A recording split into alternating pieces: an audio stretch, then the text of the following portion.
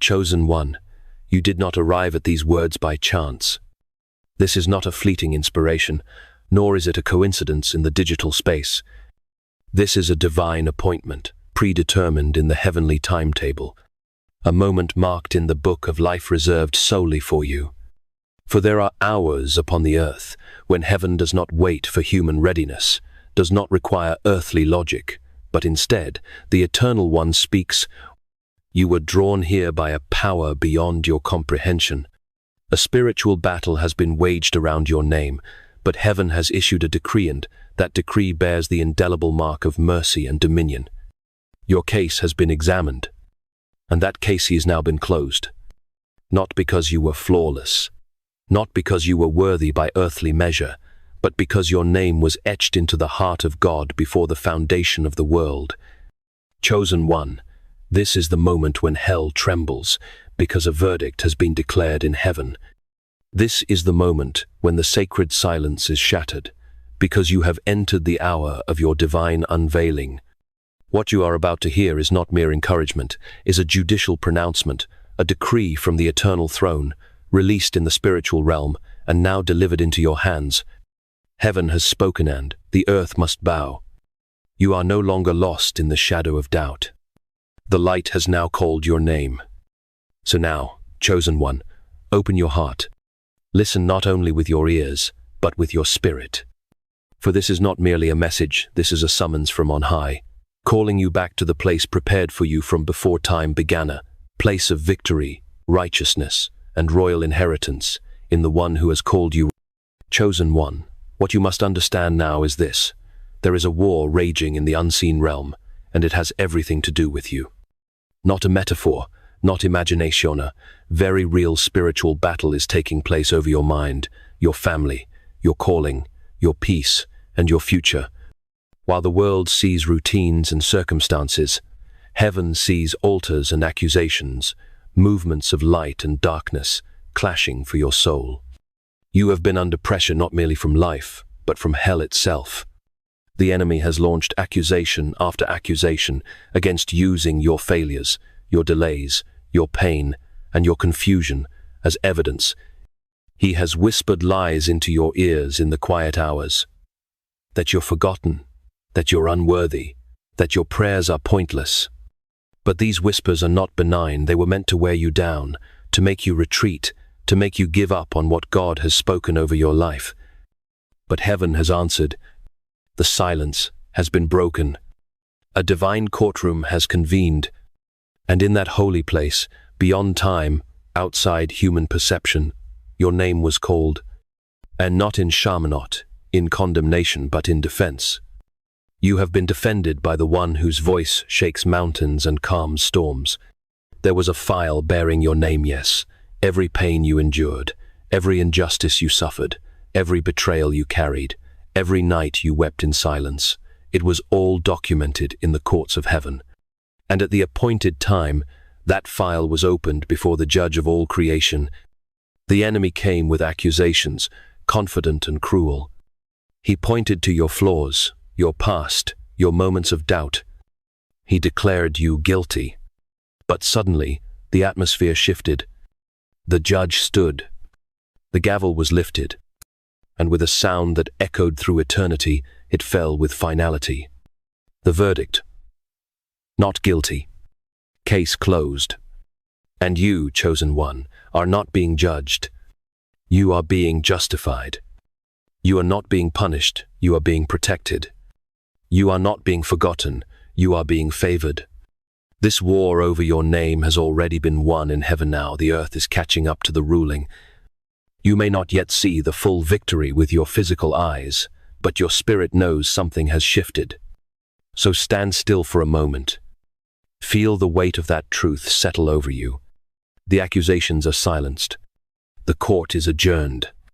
And the voice of your God declares over you, enough. This one belongs to me.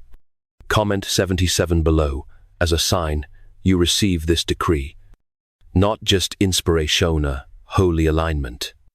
When you type 77, you're saying, I agree. I believe. I belong to God. Let it be written. Let it be sealed. Heaven has spoken, and you are free.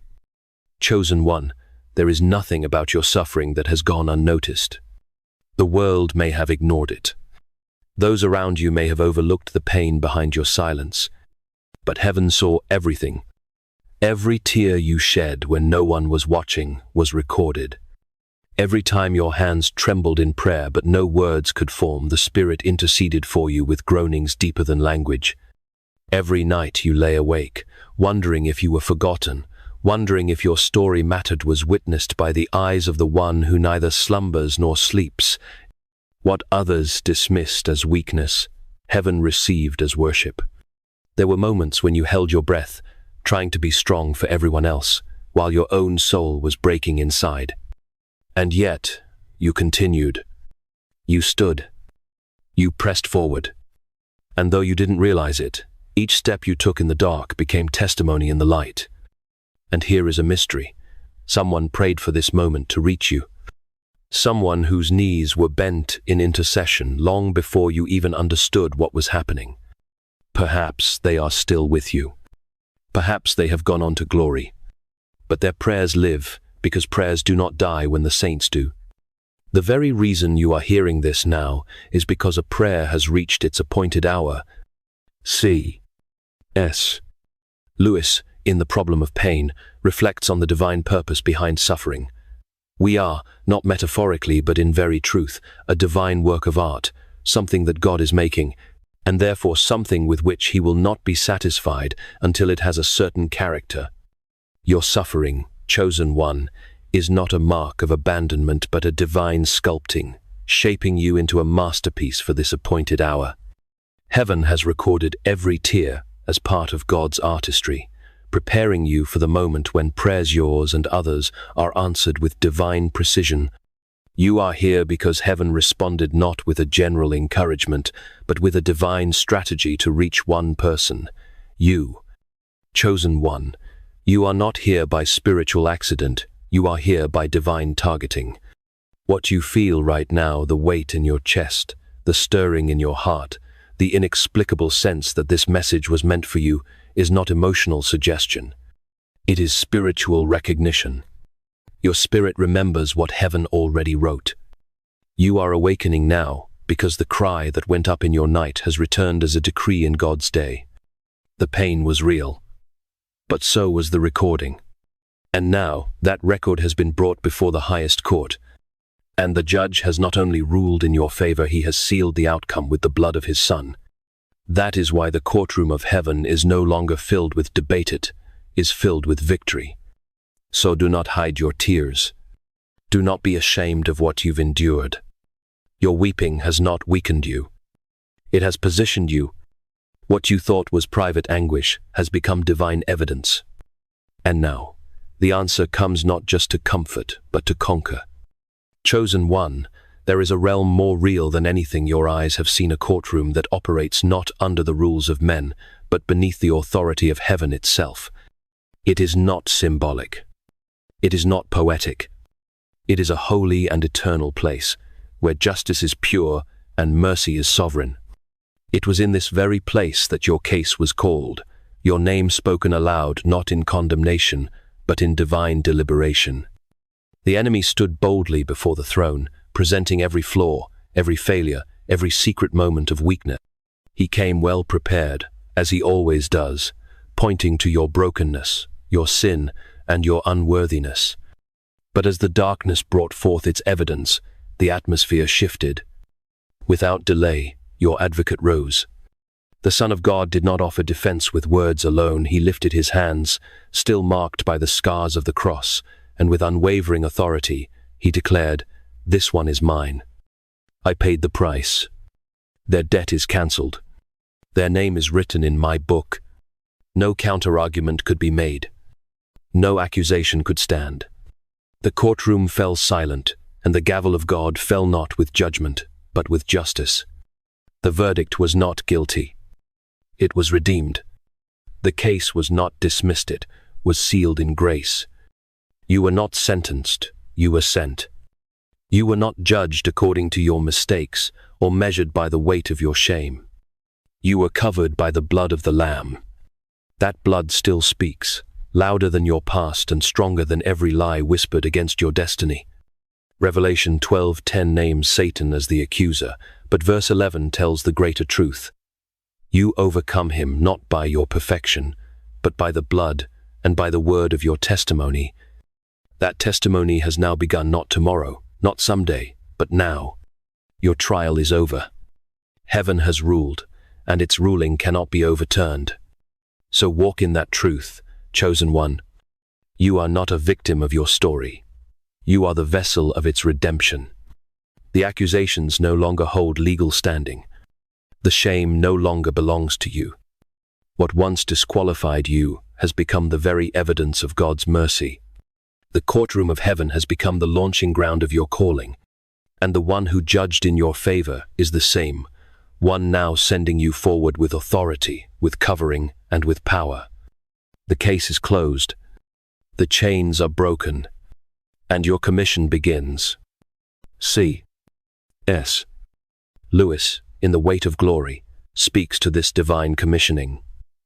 To please God, to be a real ingredient in the divine happiness, to be loved by God, not merely pitied, but delighted in as an artist delights in his work, or a father in a sonnet, seems impossible, a weight or burden of glory which our thoughts can hardly sustain. But so it is. Chosen one, your redemption in heaven's courtroom is not mere pity but a divine delight, a commissioning to carry God's glory. The verdict of redeemed is your empowerment to walk forward, not as a victim, but as a vessel of divine joy, sent with authority to fulfill your calling. Chosen one, you must now understand that what has been decided in heaven is not left dormant. When the judge renders a verdict, heaven moves. And in this hour, a messenger has already been released on your behalf. This is not symbolic. This is not hopeful metaphor.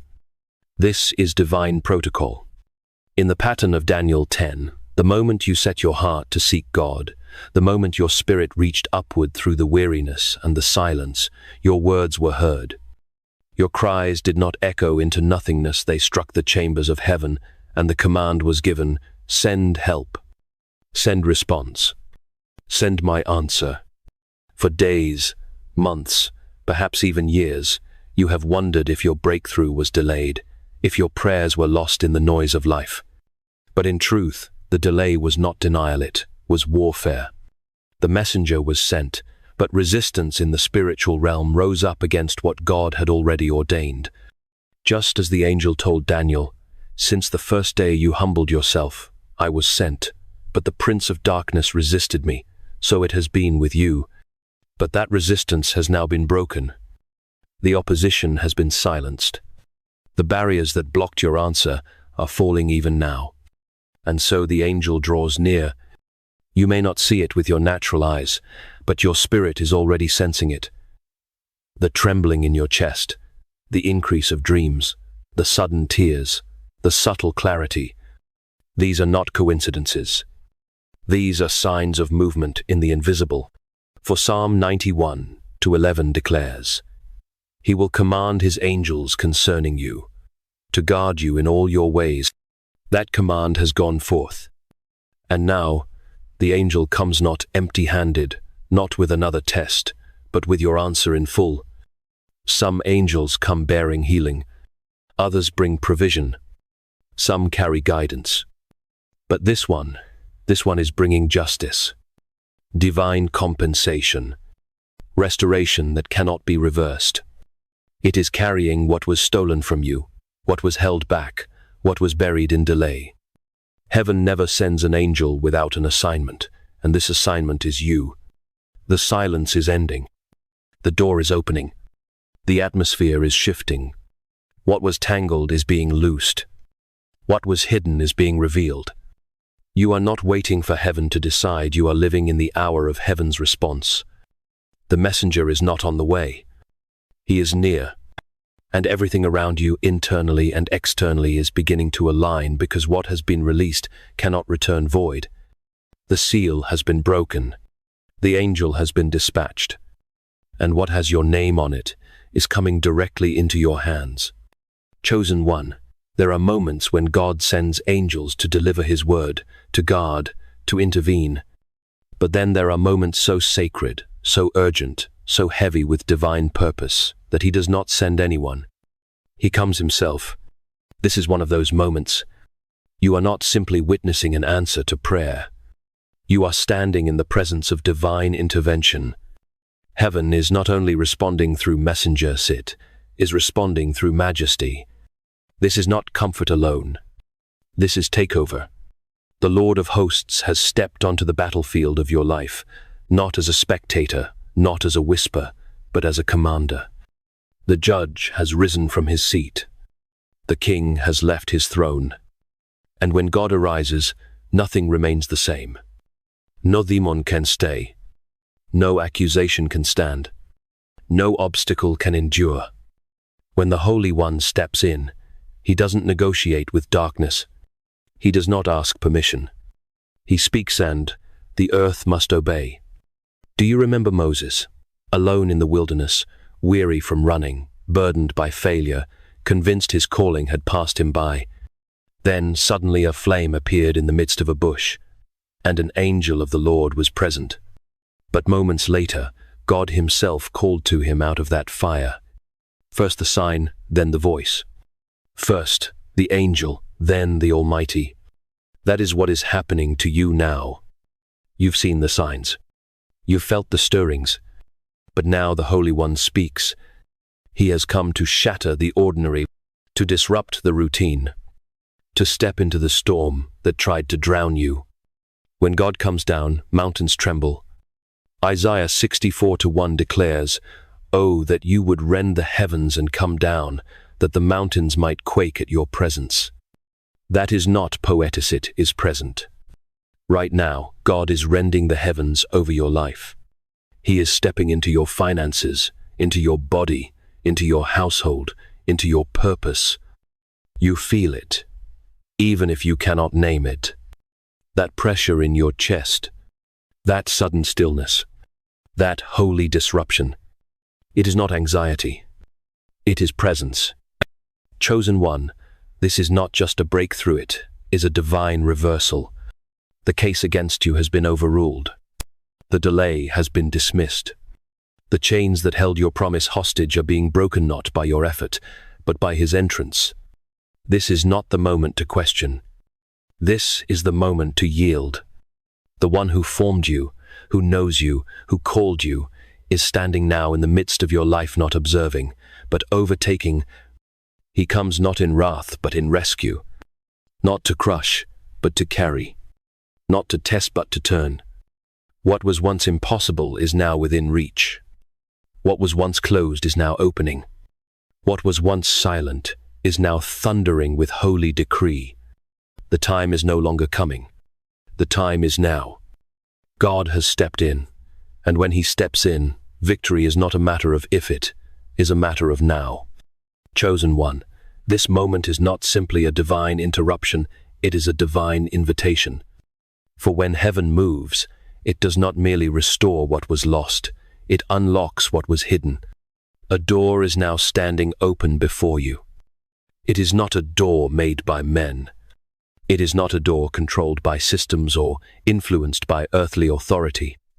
It is a door carved by the will of God, formed by his hand, and reserved specifically for your name. Revelation 3:8 declares, "See, I have placed before you an open door that no one can shut." That promise is no longer distant, it is present. That door is now. This is not just opportunity, it is ordination. Behind this door is a new chapter written by the author of life himself. It is not another season of surviving, but a season of releasing, building, restoring, and reigning. This door does not lead into repetition or delay, it leads into fulfillment. You prayed for peace, but behind this door is joy that silences sorrow. You asked for provision, but behind this door is overflow that cancels the memory of lack. You longed for healing, but behind this door is wholeness that rewrites your identity. And yet, understand this, such a door does not open quietly. The enemy saw it before you did. That's why the warfare intensified. That's why confusion clouded your vision. That's why heaviness tried to settle on your heart. The resistance wasn't random, it was targeted. The enemy knew this door meant the end of his access. He knew that if you ever stepped through it, you would become untouchable to his schemes. He fought hard, but heaven fought harder. C.S. Lewis, in Letters to Malcolm, chiefly on prayer, addresses the urgency of divine moments. We are always completely, and therefore equally, known to God. That is our destiny, whether we like it or not. But though this knowledge never varies, the quality of our being known can. A secret mastership lies hidden in the act of response. Chosen one, the open door before you is your moment to respond to God's complete knowledge of you. The enemy's resistance targeted your hesitation, but your act of stepping through this door is a mastership, a sacred response to heaven's invitation, unlocking the destiny God has always seen in you. Now the door stands open. But it is not enough to admire it, you must walk through it. Do not stand at the threshold in hesitation. Do not let fear keep you paralyzed while glory waits on the other side. This door is not for the passive. It is for the willing. It is for those who are ready to leave behind what was familiar and step into what was promised. Chosen one, your moment has arrived. The door that heaven has prepared is before you. No man can shut it. No curse can seal it. No past can disqualify it. Walk forward not with arrogance, but with authority. Not with fear, but with faith. You do not walk alone. The one who opened the door is the one who walks with you through it. What lies beyond will not just bless you, will establish you. It will anchor you. It will release everything that has been waiting on the other side of your obedience. The door is open. Your name is on it. Your future is beyond it. And heaven is waiting for you to step in. Chosen one, with every open door from heaven comes not only opportunity, but urgency. This is not simply a moment of divine encouragement. It is a sacred warning. A trumpet has sounded in the spirit. The time is now. Heaven is not silent. The Spirit of God is not whispering. He is calling out. And what you do next will determine what unfolds from this moment forward. Too often, people feel the presence of God and hesitate. They hear the invitation but delay their response. They tell themselves, I'll pray tomorrow. I'll obey when I'm ready. I'll surrender when life slows down. But heaven does not wait on man's convenience. When God opens a door, he expects movement. When he speaks, he expects listening. When he reaches down, he expects you to take hold immediately. There are moments in life where delay is not just costly, it is dangerous. This is one of those moments. The door will not stay open forever. The window will not remain wide indefinitely. The divine timing over your life is too precise, too sacred, too urgent to be treated casually. Chosen one, God is calling for your full response now, not later. Hesitation may feel harmless, but it can cost you what eternity has prepared. Do you remember Lot? The angels came to pull him from the fire, and they did not say, "Take your time." They said, "Flee now. Do not look back." The fire was real. The judgment was imminent. And the urgency was heaven-sent. In the same way, the Lord is not whispering soft comfort. He is sounding a divine alarm. He is saying, "Move, now. Obey, now. Leave behind the fear, the doubt, the passivity, the indecision. Step into what I've prepared." This is not a moment for partial surrender. This is not a moment for halfway obedience. This is a holy window, a precise alignment in the Spirit, where all of heaven is watching to see. Chosen one, don't let comfort keep you in delay. Don't let fear rob you of this alignment. Don't let familiarity hold you captive in a season God is trying to end. What God is offering you is not simply a blessing, it is a shift in destiny. This is your appointment. This is your summons. This is the voice of the Lord saying, "Now is the time. Step through the door. Say yes. Do not look back. Heaven is ready. The earth is responding. And now, it's your turn." Chosen one, the moment you responded, something shifted. What was hovering over your life has begun to break open. The silence of heaven has lifted. The delay has been overturned. And the spiritual atmosphere around you has changed. You are no longer standing at the edge of a promise, you are stepping into it. You are no longer defined by the battle you came through, but by the assignment you are now being sent into. This is not the end of your story. It is the activation of your purpose. You have not merely survived, you have been selected. You were not just delivered, you have been commissioned. The very trials that once threatened to break you have become the foundation beneath your authority. What was meant to crush you has instead refined you. What once disqualified you now qualifies you to speak to others who are still in the storm you've come out of. Heaven is not just healing you, it is mobilizing you. You are being sent not someday, not later, but now. You carry the mark of one who has been called by God and preserved through fire. That mark is not visible to the world, but it is unmistakable in the spirit realm. Demons recognize it. Angels respond to it. The enemy fears it. And heaven honors it. That mark says, "This one has been tested, tried, forgiven, and chosen." So rise, chosen one. You no longer carry the identity of the accused, you carry the authority of the anointed. You no longer walk as one searching for purpose. You walk as one who embodies it. The Lord your God did not just restore you, he is now positioning you.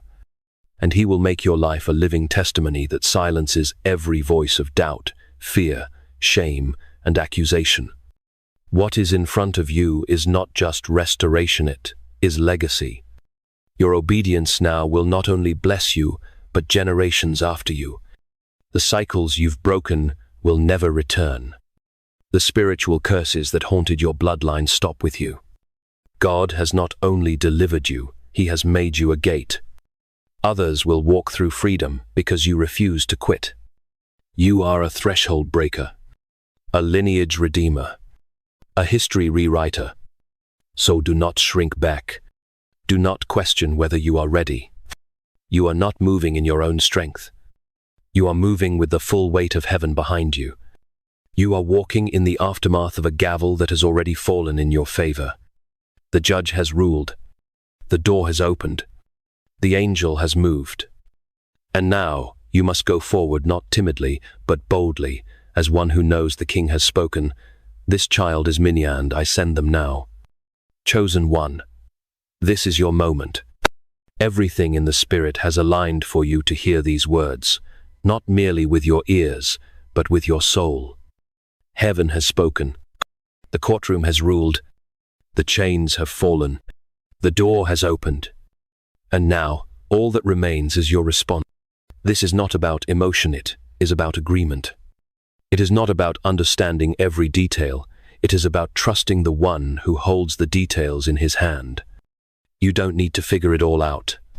You don't need to fix yourself first. You don't need to wait until you feel ready. What you need to do now is simple: believe. Believe not just that God is real, but that he is speaking to you. Believe that the miracle in motion carries your name.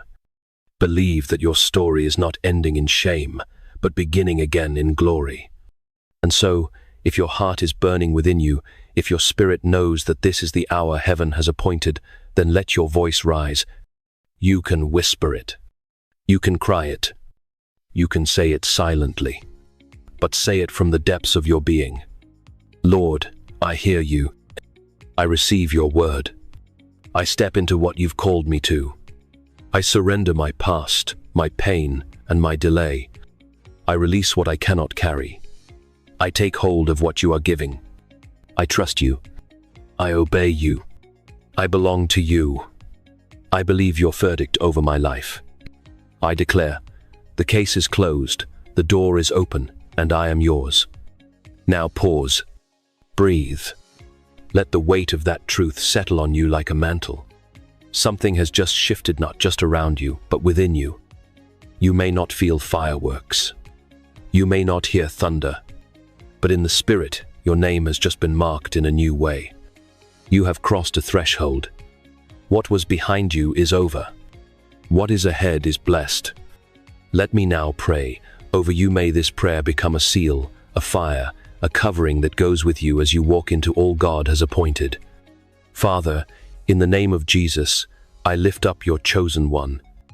Let every lie be silenced and every curse be broken.